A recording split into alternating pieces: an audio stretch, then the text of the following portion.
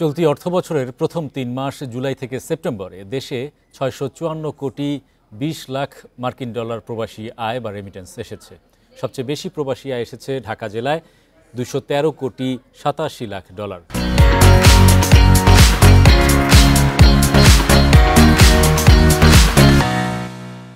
আর এ সময় সবচেয়ে কম প্রবাসী আয় এসেছে বান্দরবানে, মাত্র ৪৫ লাখ ডলার।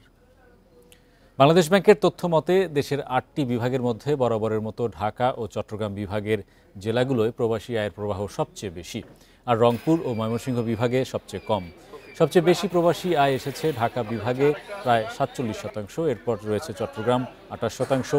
গত জুলাই সেপ্টেম্বরে বাংলাদেশে সবচেয়ে বেশি প্রবাসী আয় এসেছে সংযুক্ত আরব আমিরাত থেকে। দেশটি থেকে ১০৩ কোটি ২১ লাখ ডলার আসে। এ তালিকায় দ্বিতীয় ও তৃতীয় অবস্থানে রয়েছে যথাক্রমে যুক্তরাষ্ট্র ও সৌদি আরব।